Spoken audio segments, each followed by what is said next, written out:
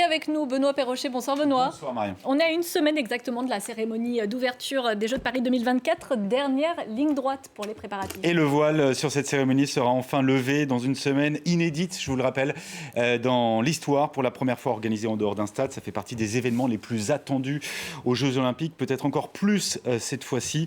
La scénographie qui aura l'honneur d'allumer la vasque pour le moment. Et on l'espère jusqu'au bout. Les secrets sont bien gardés autour de ce spectacle de 3h45 imaginé et conçu par Thomas Joly. Cette gigantesque scène de spectacle avec la Seine, les monuments de Paris au premier plan. Sur les berges et les ponts de la capitale française, quelques 3000 danseurs et comédiens proposeront 12 tableaux artistiques qui célébreront les athlètes et raconteront une histoire de ce qu'est la France. 1 milliard de téléspectateurs pour ce qui sera la plus grande couverture audiovisuelle réalisée par OBS. C'est la filiale du CIO. On va écouter tout de suite un homme qui a forcément la pression, un petit peu, Thomas Joly.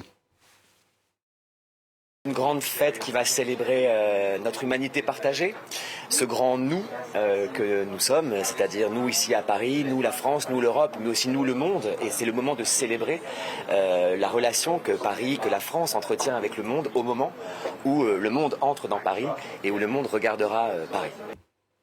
Et juste avant cette cérémonie d'ouverture, vous serez en édition spéciale entre 18h15 et 19h30 pour nous donner un peu d'excitation avant le coup d'envoi.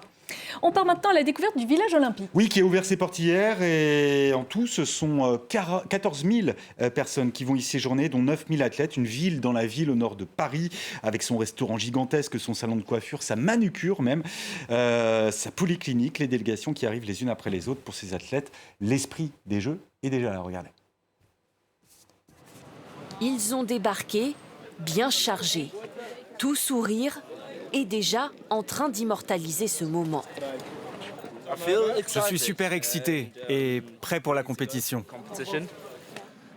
Des athlètes brésiliens, mexicains et japonais ont pris leur quartier dans le village olympique. Mais pour découvrir leur quotidien, rendez-vous sur les réseaux sociaux.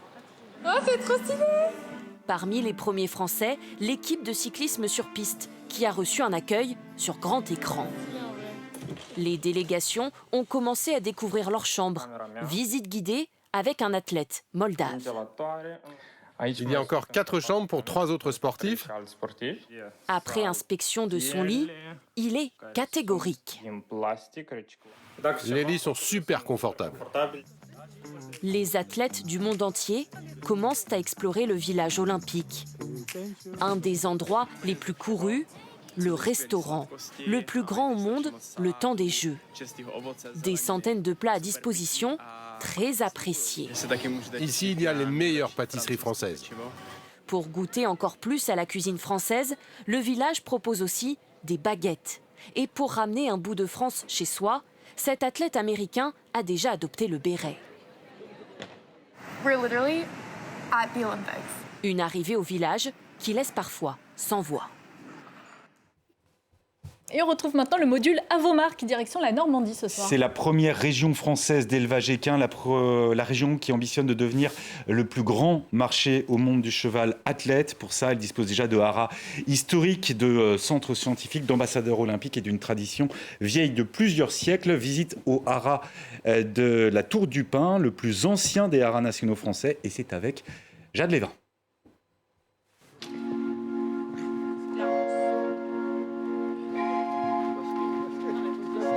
Je pense que la filière cheval en Normandie est quand même à bien sa place.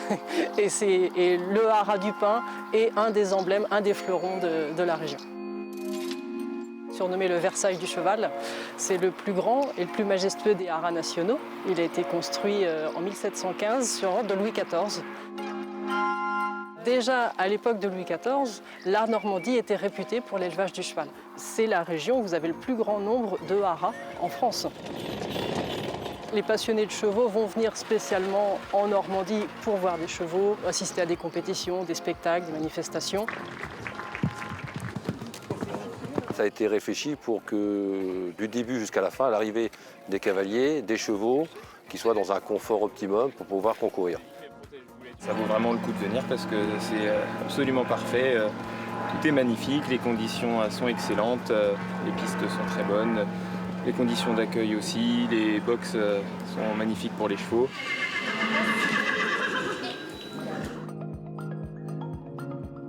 Les Normands, on a quand même une gamme de cavaliers de très haut niveau. Le fait d'avoir un pôle supplémentaire de qualité, ils vont se préparer au mieux pour les échéances de très haut niveau. Les installations elles sont incroyables, hein. Ils ont mis le paquet et franchement je pense que le monde s'y plaît. Pour moi c'est très bien. Et c'est vraiment une réussite pour le Haras du Pin, pour la région. Chevaux, bovins, et puis c'est la Normandie. C'est la première région française pour l'élevage du cheval. La particularité, par rapport aux autres régions même dans le monde, c'est que vous avez à la fois de très bons chevaux, des champions pour le trot, pour le galop, mais aussi pour le sport. Donc cette Normandie est vraiment une terre d'excellence. On a des cavaliers qui viennent de plus en plus loin. Le Haras du Pin est un site auquel on va toujours être au goût du jour. On cherche le confort, on cherche la perfection. Et donc on va perdurer, oui, on va aller de plus en plus loin.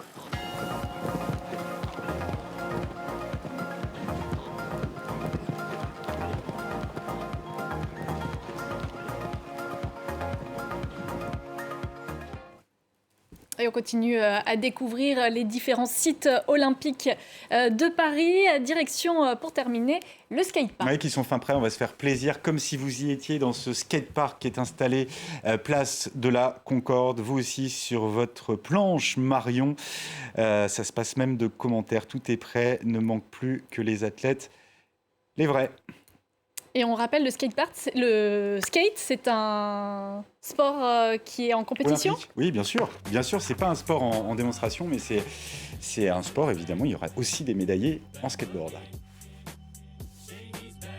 On se quitte sur les images.